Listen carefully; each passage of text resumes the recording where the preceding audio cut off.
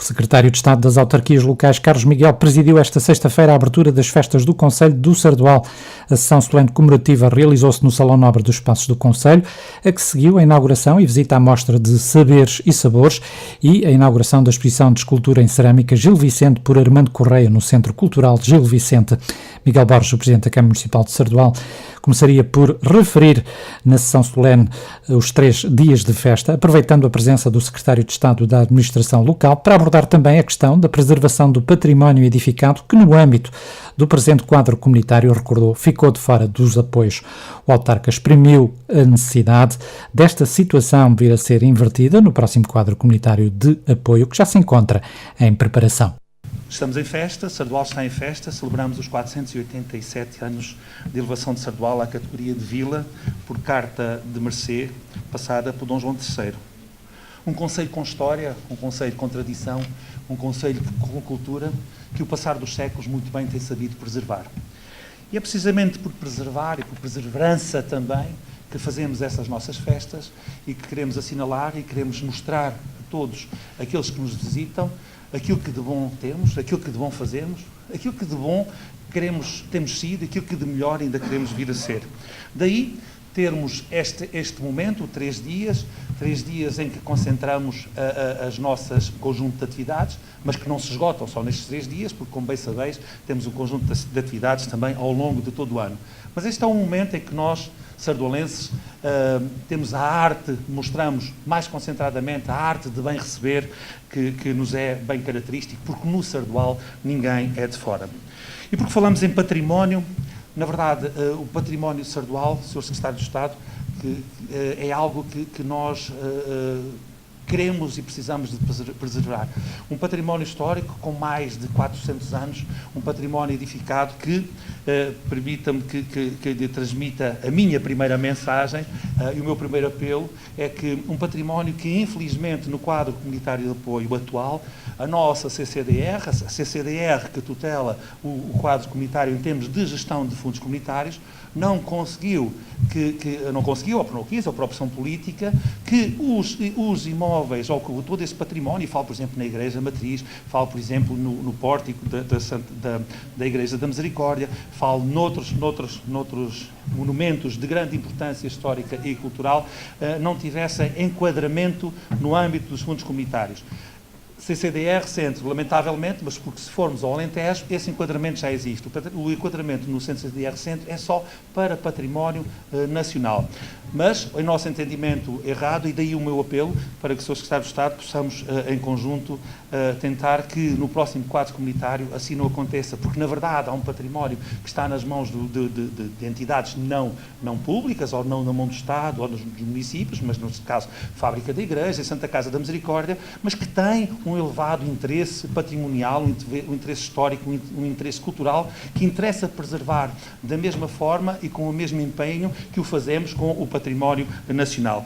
É um apelo para que, na verdade, possamos, de futuro, requalificar este nosso património, até porque, ao requalificarmos o nosso património, estamos a dar enquadramento àquilo que é a nossa estratégia, a estratégia no Sardual, uma estratégia de desenvolvimento económico através daquilo que é estes recursos que queremos transformar num produto de valorização turística e um produto que permita o crescimento da nossa pequena economia local, e com isto também a criação de postos de trabalho e o aumento da nossa população, que muita falta nos faz. Sardual também é um município, como bem sabeis, e muitas vezes a notícia dos órgãos de comunicação social, não só locais que saúdo e regionais, como também nacionais, nem sempre pelas melhores notícias. E falo também num património riquíssimo que nós temos, que fala da floresta. E como o Sr. Secretário de Estado sabe, e já várias vezes conversámos sobre estes assuntos, é uma preocupação também do Sardual, preservar este património no âmbito da natureza, o património florestal. Infelizmente, por um lado, temos tido alguns incêndios, alguns sinistros dessa natureza, mas, ao mesmo tempo, de uma dimensão não tão expressiva como outros municípios perto de nós, infelizmente, têm tido. Mas aqui é importante também, e faço o apelo também ao Sr. Secretário de Estado, que algo mude naquilo que é a nossa legislação. Porque eu continuo a dizer, e tenho dito com alguma frequência, que nós temos um sistema de proteção civil assente em pés de barro. Há muita coisa para fazer, há muita coisa para mudar. Desde logo do princípio, o conceito. Sardual é dos 26 municípios deste país que tem bombeiros no âmbito da administração local. Mas isto tem um preço muito elevado. O facto de nós termos bombeiros no âmbito da administração local e ser a única corporação, são os bombeiros municipais do Sardual, obriga que, e nada contra, é uma questão de opção, mais de 10% daquilo que é o orçamento do município de Sardual vai para a proteção civil.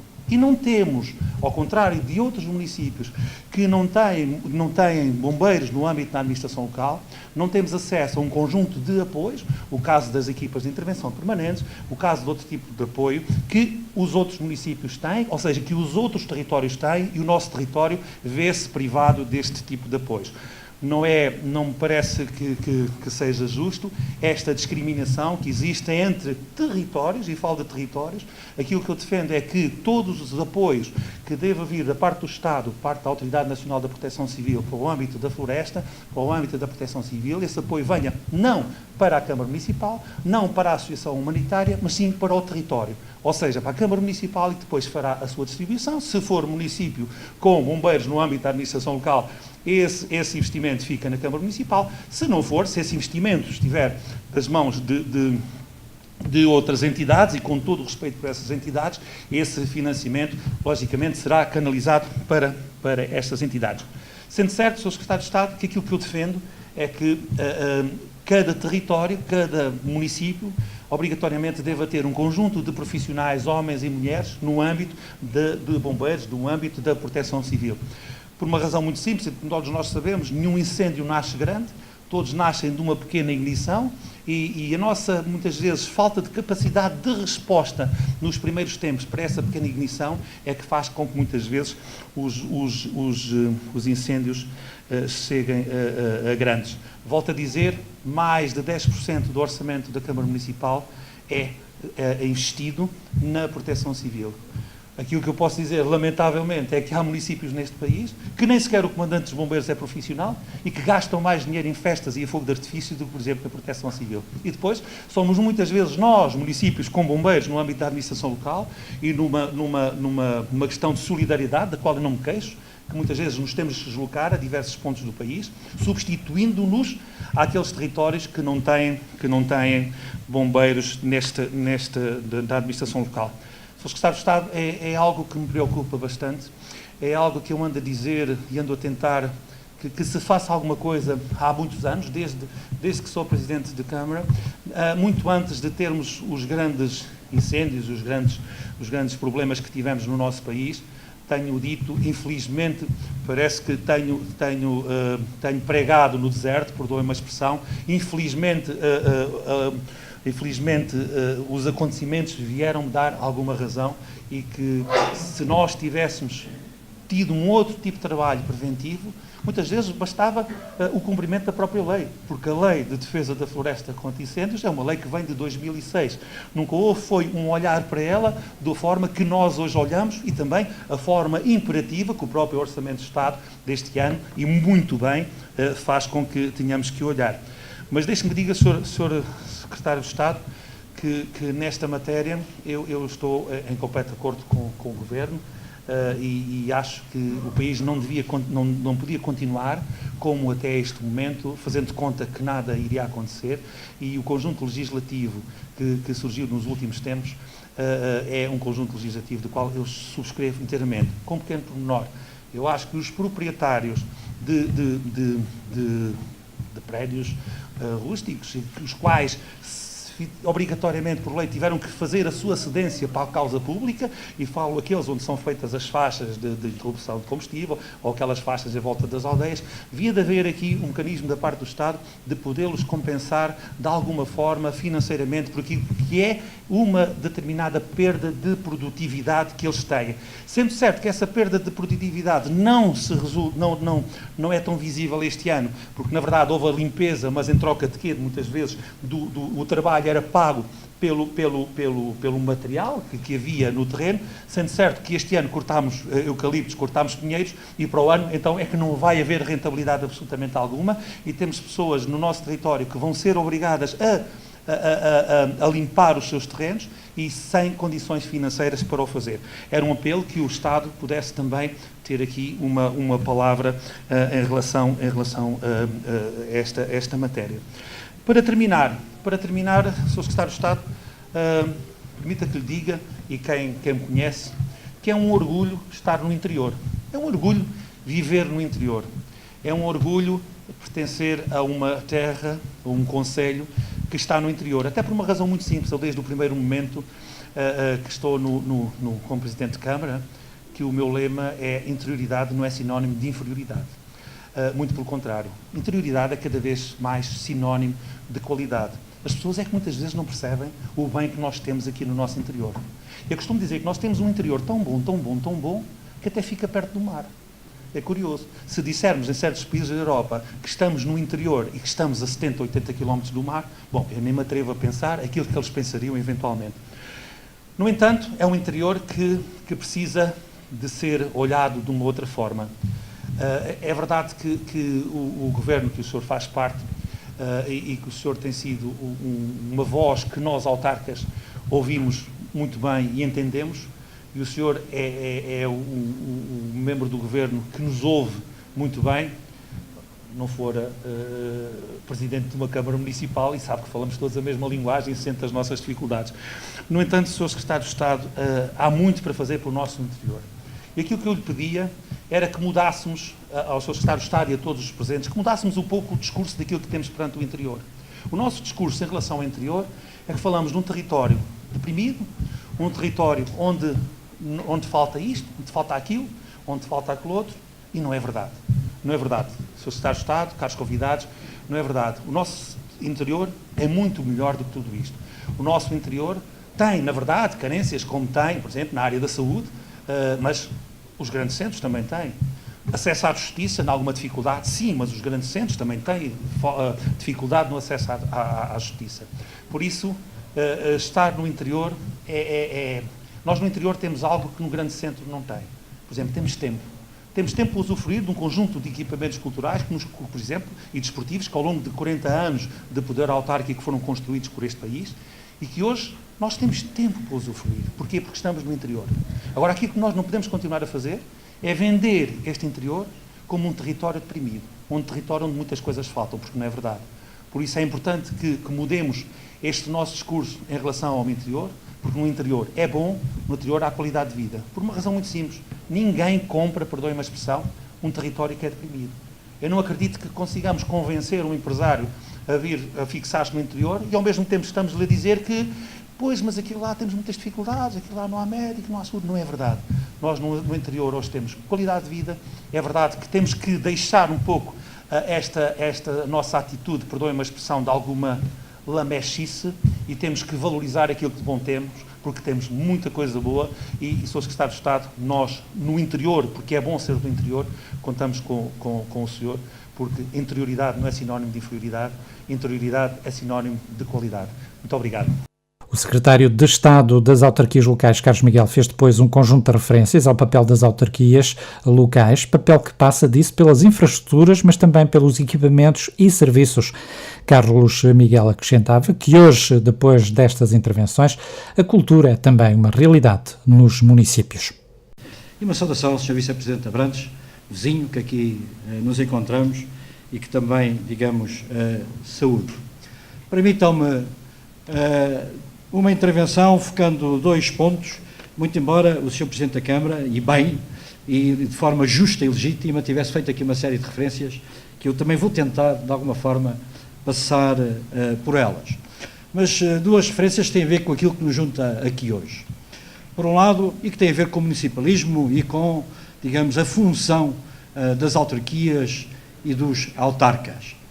E, por um lado, uma dessas características tem a ver com o facto de nós aqui hoje estarmos para abrir uma feira de saberes e de sabores e para inaugurarmos uma exposição de cerâmica, para além também de uma exposição de fotografias, ou seja, com aspectos culturais.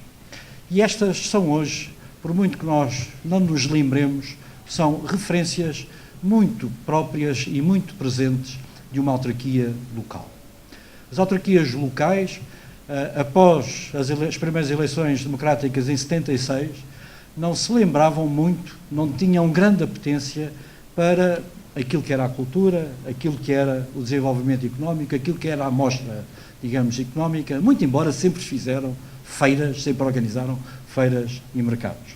Nessa altura, há uns anos atrás, é bom que nos lembremos também disso, a grande prioridade era fazer o saneamento do país, foi a geração daquilo que eram as infraestruturas, e se elas hoje existem, e se elas hoje precisam de ser renovadas, muito se deve, ou só se deve, essencialmente aos autarcas. E foram os autarcas, sem ter um curso especial para o efeito, mas ouvindo as pessoas, conhecendo o território e sabendo aquilo que era preciso, pesando aquilo que era preciso, com as infraestruturas vieram os equipamentos. Foram os autarcas que começaram, digamos, a fazer os campos para o desporto, os pavilhões, as piscinas mais tarde, antes as zonas verdes, as praças, tudo isso passa hoje pelas mãos dos autarcas. Foi uma época, foi uma geração, é uma tarefa que ainda não acabou, mas é uma tarefa em que os autarcas sempre tiveram na mão e hoje Portugal, ao nível dos equipamentos, é um país perfeitamente em linha com aquilo que existe na Europa. Depois dos equipamentos começaram os serviços à população. E as autarquias, digamos, utilizam muito do seu orçamento para essa prestação de serviços. O Sr. Presidente falou aqui daquilo que gasta, digamos assim, eu diria, aquilo que investe na proteção civil à população. É um serviço que a Câmara Municipal garante, como é um serviço as refeições escolares, que todos os dias a Câmara Municipal faz chegar, digamos, aos seus alunos. E isto repete-se em 278 freguesias do nosso continente, já que nas ilhas as coisas não são muito bem assim. E depois, então, dos serviços, as autarquias começaram-se a preocupar com a atratividade do território. Ou seja, tornar os seus territórios atrativos para que, por um lado, a população não saia, por outros lados, que não encontra aqui aquilo que precisa, e, por outro lado, para captar mais pessoas, para captar mais investimento. Hoje é uma preocupação de todos os autarcas, é uma preocupação dos autarcas aqui do Sardual, como ouvimos pela boca do Sr. Presidente. E esta feira encara-se muito também nisso. É uma mostra daquilo que cá se faz, é uma mostra daquilo que a terra tem para oferecer aos seus. E isso é importante para quem faz ter uma montra e para quem vem saber aquilo que aqui é produzido, aquilo que é aqui prestado à população. O mesmo se diga com a cultura. Hoje a cultura é uma referência em qualquer autarquia, porque é através da cultura que fazemos a diferenciação com os nossos vizinhos e é através da cultura que nós mantemos as nossas referências. Temos perfeita consciência que não é do Ministério da Cultura, não é do Poder Central que vem o apoio para a banda de música, que vem o apoio, digamos, para o rancho folclórico, que vem o apoio para aquilo que é mais genuíno na cultura portuguesa. Vem das câmaras municipais, vem das juntas de freguesia, sempre assim foi e eu diria, sempre assim há de continuar a ser. E por isso os autarcas e as autarquias hoje são este mix, e são este mix que é importante preservar e é importante aumentar. O Sr. Presidente falou em algo que é essencial e que é uma visão que coincide com a minha. Os territórios do interior não são territórios de menor qualidade de vida, antes pelo contrário, são territórios de boa qualidade de vida. E os autarcas que vendem o interior como uma coisa má estão a ser autarcas com visão muito curta, porque não se consegue cativar mais gente, não se consegue cativar mais investimento, dizendo que aquilo na minha terra não é muito bom.